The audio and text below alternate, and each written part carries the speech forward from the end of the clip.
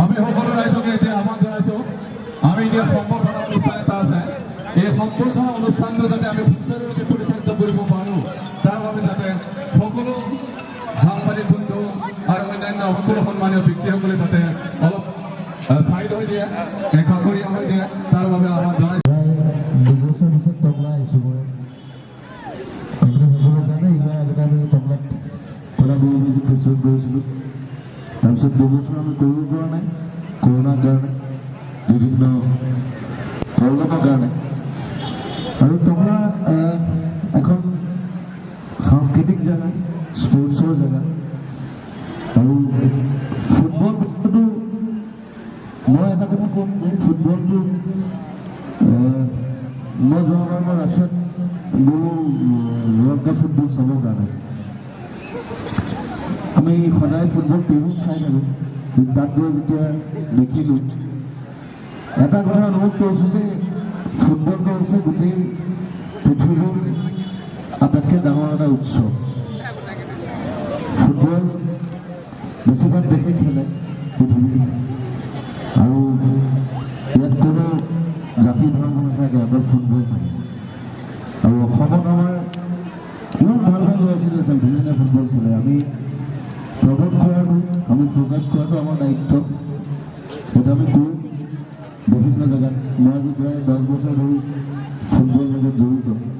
আৰু তবলাত ইমান ধুনীয়া এখন ষ্টেডিয়াম ফুটবলৰ কাৰণে ইমান ধুনীয়া চব মানুহে ইমান ছাপৰ্ট কৰিছে চব আহিছে সকলোকে ধন্যবাদ জনাইছোঁ আৰু ভৱিষ্যতেও তবলাত ফুটবলৰ কাৰণে বা এনি স্পৰ্টছ অকল ফুটবল বুলি নহয় যি কৰিব লাগে মোক মাতিলে মই আহিম সেইখিনি মই অংগীকাৰ দিছোঁ আৰু প্ৰতিশ্ৰুতি দিছোঁ আৰু সকলোৱে আগবাঢ়ি যাওক খেলক ৰাষ্ট্ৰীয় পৰ্যায়ত আন্তঃৰাষ্ট্ৰীয় পৰ্যায়ত নাম কৰক তবলাৰ পৰা সেইটো বিচাৰিছোঁ। Thank you and good and love U.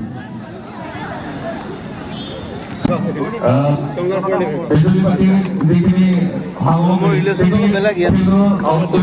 আমি কাম কৰিব সামগ্ৰী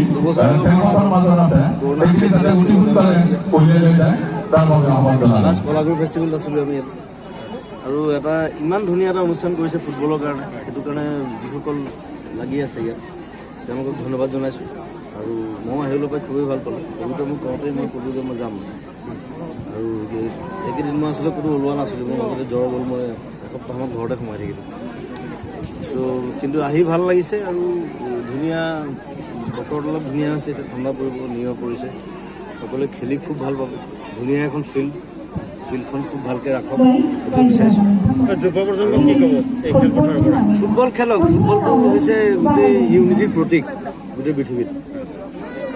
কাৰণ মই আগতে মই ৰাছিয়াৰ কথা কৈছোঁ আমি যাওঁতে তাত দেখিছোঁ গোটেই 60খন দেশে খেলে কিন্তু চব একেলগে থাকে ৰাতি একেলগে লগ হয় কিন্তু মেচ আছে দুখন দেশৰ আমাৰ বাৰু আমাৰ টীম নাছিলে তথাপি মই চাব গৈছোঁ মই সেই ফিল্ডটো ল'বৰ কাৰণে গ'লোঁ তেতিয়া আহিয়ে মই কৈছোঁ যে ফুটবলক লৈ পেলাই আমি আৰু অলপ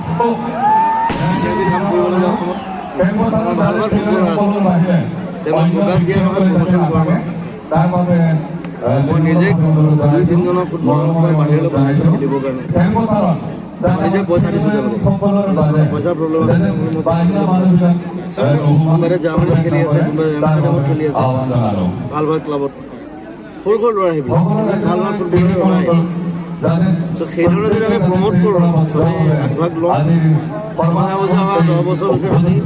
বহুত ভাল ফুটবল এখন কৰিব পাৰিম সেইটোৱে সকলোকে আহ্বান জনাইছোঁ যাতে সকলোৱে ফুটবলক ছাপোৰ্ট কৰে। চৰকাৰক কি ক'ব এই ক্ষেত্ৰত চৰকাৰ আছে চৰকাৰে লাগি আছে বাৰু ফুটবলৰ লগতো লাগি আছে